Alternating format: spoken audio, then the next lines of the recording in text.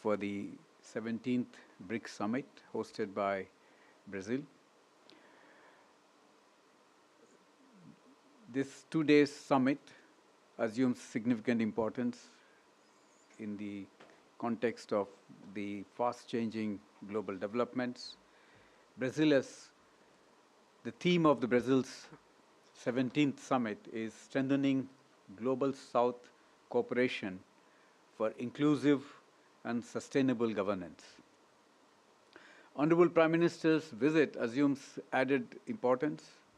In my view, it's really elevated the entire summit, as we could sense during the opening session today.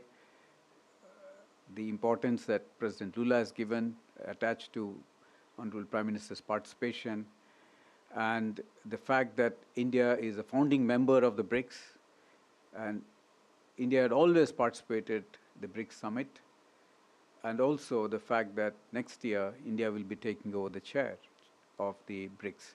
So his importance, his Honorable Prime Minister's participation assumes greater significance and importance given that background. Today was a full-day program.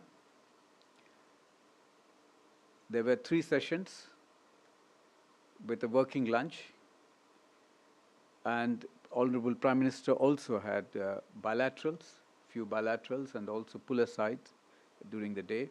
It was a packed session day. Honorable Prime Minister thanked President Lula for warm hospitality extended to him and his delegation. And he also welcomed the Indonesian President for joining as a full member of the BRICS. And he welcomed also the participation of the partner countries in this summit. The 17th summit has a very large participation. There are 11 permanent members. There are 9 partner countries, 8 invitee countries, and 7 heads of the international organizations. So from that point of view, it's a relatively larger participation as compared to last year. Let me give you a brief overview on the sessions. Honorable Prime Minister addressed the session on the global governance and peace and security, where he reaffirmed India's commitment to enhancing the voice of the global South. He noted that developing countries required greater support for sustainable development in terms of access to climate finance and technology. He reiterated that the global organizations of the 20th century lacked the capacity to deal with the challenges of the 21st century. And therefore, he underscored the importance of reforming the multilateral organizations. He called for a multipolar and inclusive world order, and stated that the global governance institutions, particularly the UN Security Council, the IMF, the World Bank, and the WTO, must undergo urgent reform to reflect the contemporary realities and times. On the session on peace and security, Honorable Prime Minister underlined that terrorism was a grave threat facing humanity. In this context, he noted that all the leaders have condemned Pahalgam terrorist attack in strongest terms.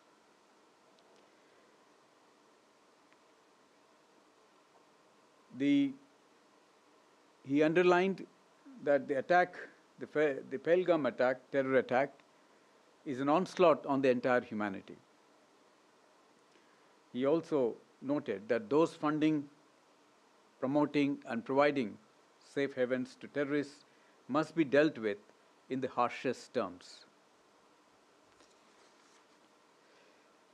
In the session on strengthening multilateralism, economic, financial affairs, and artificial intelligence, Honorable Prime Minister expressed that diversity and multipolarity were valued strengths of the BRICS.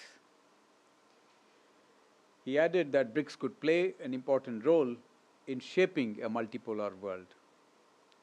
In this context, he also gave few suggestions in terms of considering setting up a science and research repository in the BRICS groups by the Global South countries to focus on supply chains of the critical minerals, both secured and make it resilient, and the BRICS group to work on responsible AI. Tomorrow, there will be a session on the environment, COP30, and global health, during which Honorable Prime Minister will reiterate India's deep commitment to environmental action.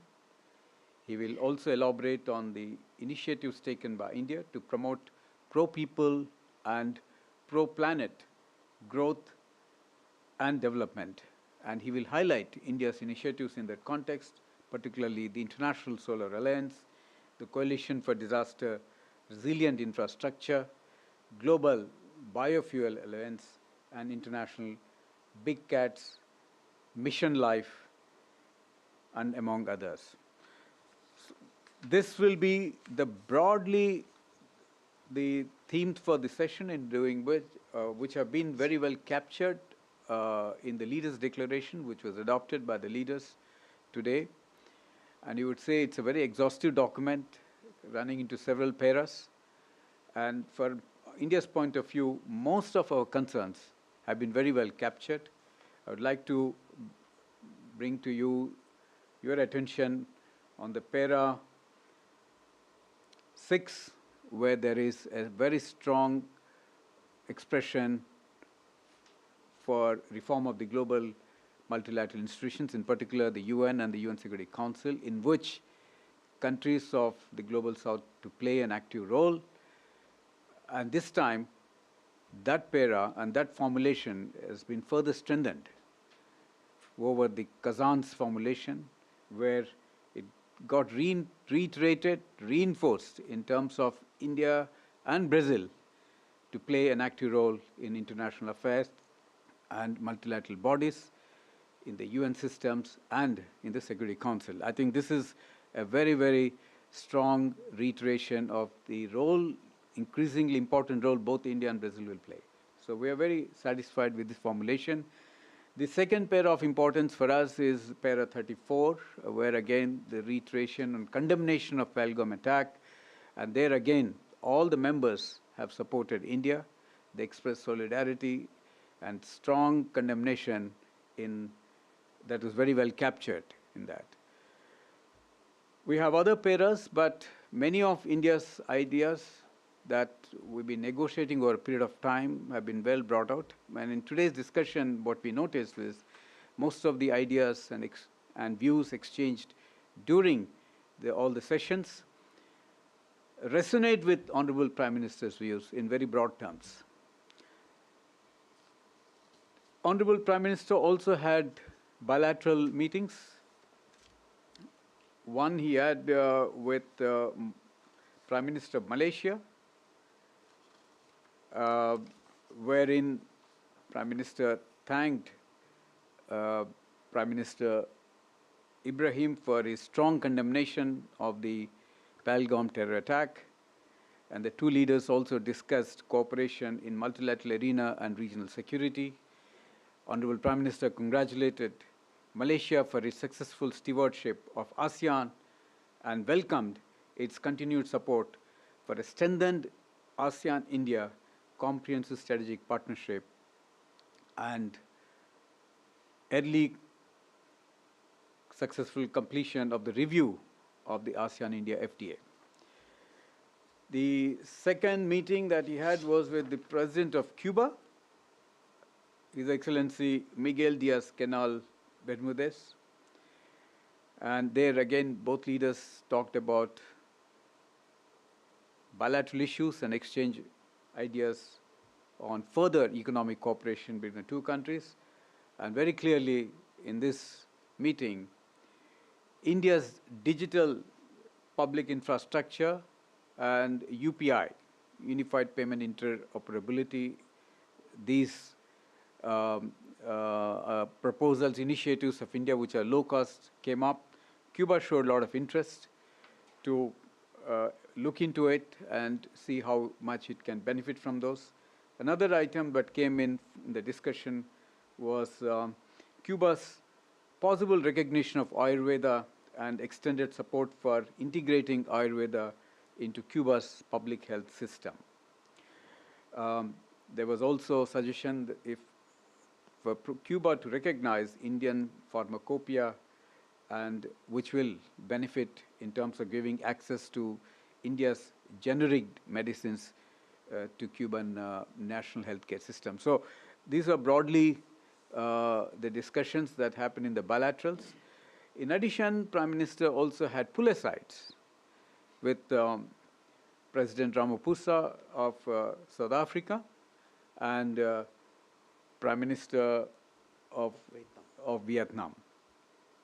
So broadly, these are the today's highlights.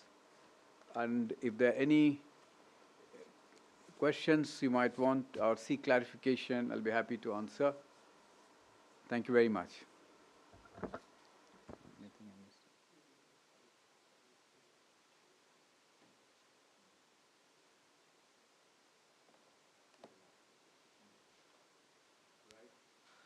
Okay. Yes, please. Please identify yourself. Sir मैं विशाल पांडे हूं ABP news से। मेरा सवाल है, आज जो BRICS के joint declaration में पहलगाम आतंकी हमले की कड़े शब्दों में निंदा की गई और इसके साथ ही ये कहा गया है कि जो संयुक्त राष्ट्र के द्वारा डेजिग्नेटेड टेररिस्ट हैं उन पर कार्रवाई की जानी चाहिए, और ख़ास बात यह है कि सभी देशों ने इसका समर्थन किया जो इसके सदस्य देश हैं। तो क्या ये पाकिस्तान को बड़ा संदेश दिया गया है यहाँ से, क्योंकि पाकिस्तान ही आतंकवादियों को पालता पोसता है, क्रॉस बॉर्डर टेररिज्म को अंजाम देने का प्रयास करता है, क्रॉस बॉर्डर शब्द का भी प्रयोग किया गया है। तो क्या ये सीधा संदेश पाकिस्तान को दिया और तमाम देशों का समर्थन भारत को मिला है? मेघना. Sir, I have two questions. I'm Meghna Dev from DD India. First one, there is the declaration. It says that there will be work on finding out interoperability in the BRICS cross-border payments initiative. What is that initiative? There was a technical report also that was revealed, so I would like to also know about it. My second question is on the, be it the debt servicing or Global South, the debt of the Global South, was that discussed, and what has been the discussions amongst the leaders about the debt that Global South is facing? Faz favor. Yes, yes. Hi, I'm Camila Vazaru from Valor Econômico, the Brazilian newspaper. The Prime Minister is scheduled for an official visit with the President Lula on Tuesday in Brasilia. What can we expect from the meeting, and what kind of agreement might be announced? Okay. Sir Deepak Choubey INS news. Sir इसमें एक और चीज़ भी है कि जो Israel ने Iran पर जो हमला किया उसकी निंदा की गई है, इसके बारे में क्या कहेंगे आप? Sir, we can take these questions and then come back for more. Okay.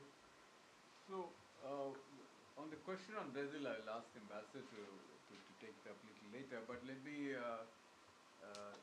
answer. So, let me articulate some of the more important questions that came up in the context of Pahalgam. See, if you look at the para, it's 34, it's very clear. One is there is unanimous condemnation of all the leaders. I think you need to know that.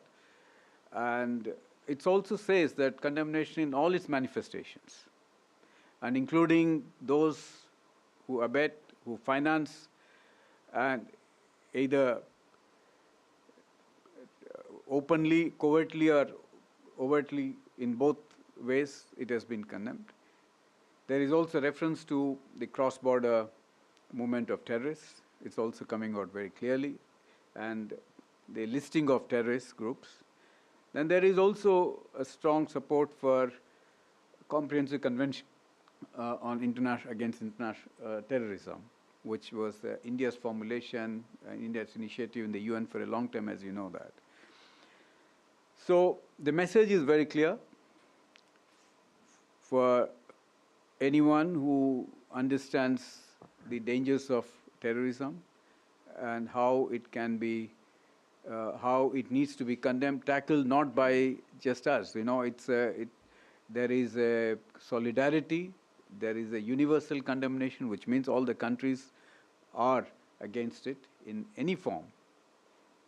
So that message is very clear to our neighbors. I will let me mention about the BRICS cross-border payments, which Meghna has just brought it out, and the debt servicing issues. So I think this is a concern post-COVID. As you all know, that countries economically have become weak in the global south, and that is truly the concern of the BRICS countries, because BRICS in some sense, represent global south countries, a multipolarity in its strongest terms, because there is a diversity in the BRICS countries. So this was one of the ideas. Now, what are they looking for? Countries are looking for alternatives. Interoperability payment is a faster mechanism in terms of being able to do cross-border trading. And this is a low-cost solution. India has been successfully implemented it, and we are also entering into bilateral arrangements with many countries. So within the BRICS track, there is a discussion on it. We are hopeful that in the days to come, there will be traction, and countries will accept it as it is beneficial to most of them. Now, you talked about the national currency settlement also is to be in a trade in national currency settlement. This is to be seen in the same breadth. So significant progress has also happened in that context, and all the countries are quite supportive of these initiatives. On the Israel front, this is most contentious issue at this point of time, because particularly given the situation and concern in West Asia, including Honorable Prime Minister expressed concern in his intervention today, the West Asian crisis. So Israel-Palestine, this two-state settlement, condemnation of the civilian attack on civilians, all these have come up. And the message again is very clear, that diplomacy, negotiation is the only way forward. And the character of the BRICS, understanding that there are lots of countries from that region, have a very strong views on this. So it got captured in the leaders' declaration, much to the satisfaction of the member countries. Ambassador, would you like to comment on the question on bilateral meeting? Thank you, Mr. Secretary.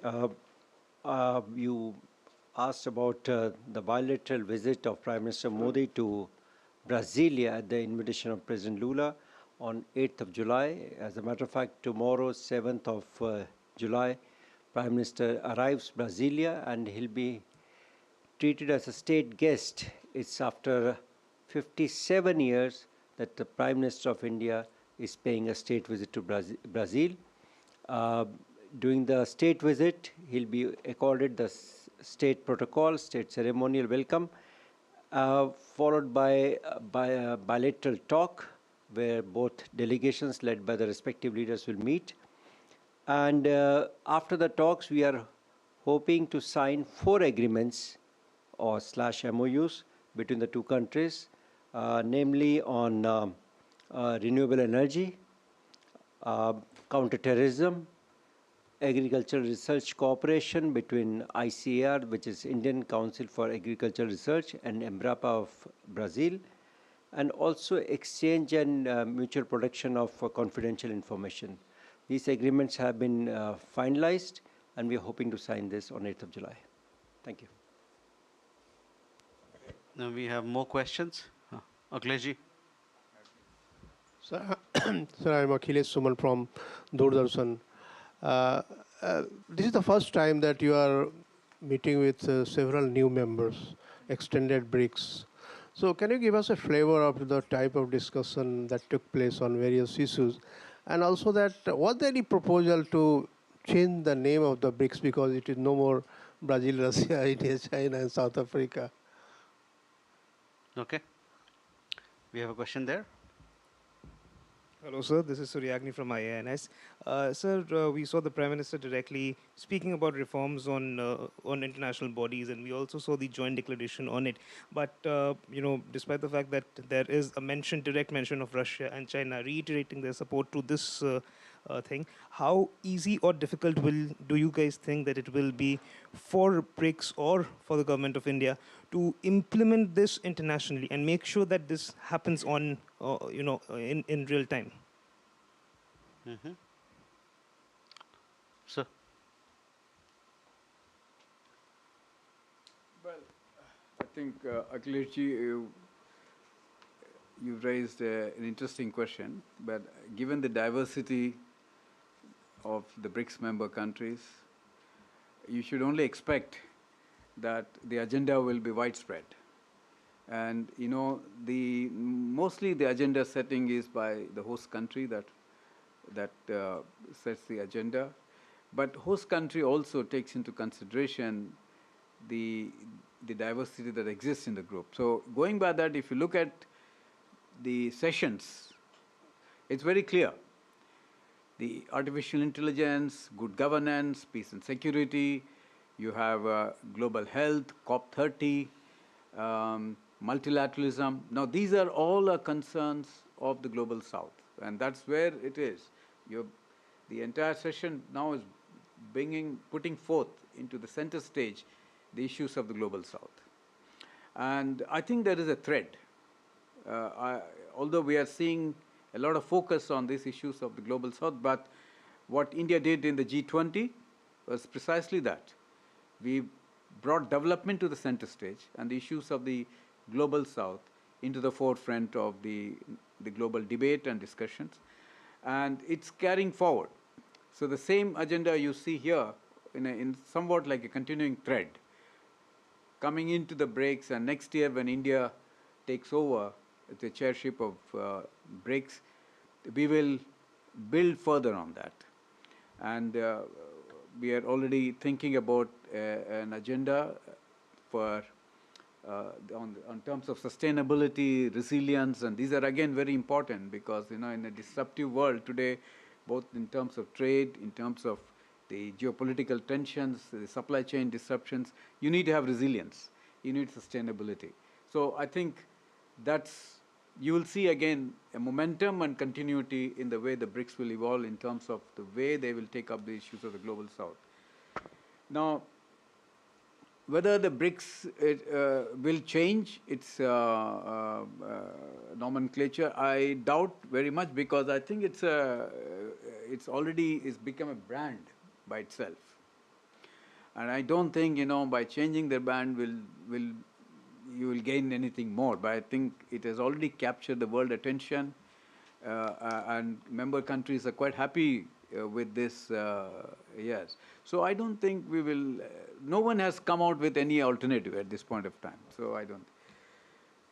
Surya mentioned about the reform of the UN. I think I elaborated it, but let me, to your satisfaction, if I'd like to say that Para 6 captures a formulation that has been articulated over a period of time. You know, it's flowing from almost 2 years ago.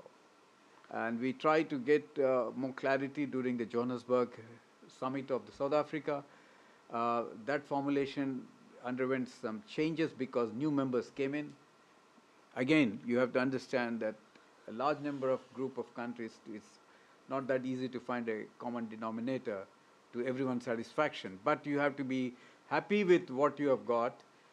But in our understanding is that this formulation in the BRICS, Brazil's chairship, is a big improvement over Kazan. Because Kazan formulation, although reiterates, recognizes the Johannesburg formulation, but Brazil has gone one step higher. And I think we all work together to ensure that this stronger formulation comes in, which is again recognizing the role of India, Brazil, large countries, to play a larger role in international relations and the UN systems, and including Security Council. Now, whichever way you look at it, you cannot take away the importance of large countries like India and Brazil to be playing that big role. 1.4 billion people, with having lifted millions of people out of poverty, definitely qualifies to be playing that role in the multilateral organizations and also in the global debate and discourse on all these issues. So that one has to recognize, and I think the global community recognizes it.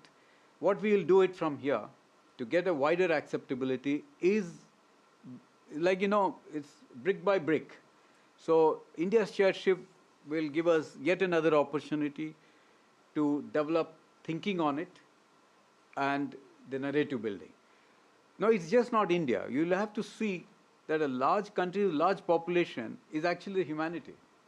BRICS countries represent a huge number of the humanity. And that has to be well captured into the multilateral fora. And this is what everybody is saying. Today, in today's discussion, it came out very well that Global South, the voices should be amplified and adequately captured in the multilateral discourse and the decision making. Thank you.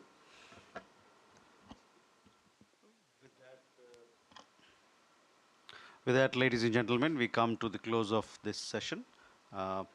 Thank you very much. Please do stay in touch because we have more updates on this visit of the Prime Minister. He'll be traveling, as Ambassador said, to Brazilia tomorrow for a state visit, and thereafter there are other programs as well. Thank you. आप देख रहे थे BRICS सम्मेलन पर MEA की press conference. दमू रवि, सचिव आर्थिक संबंध, दिनेश भाटिया ब्राज़ील में भारत के राजदूत और अभिषेक सिंह, संयुक्त सचिव MER। ब्रिक्स सम्मेलन में वैश्विक विषयों पर बात हुई, ग्लोबल साउथ पर बातचीत हुई। प्रधानमंत्री ने जिम्मेदार AI की आवश्यकता पर बल दिया। आयुर्वेद को क्यूबा के पब्लिक हेल्थ सिस्टम में शामिल करने की बात पर बल दिया और ये भी बताया कि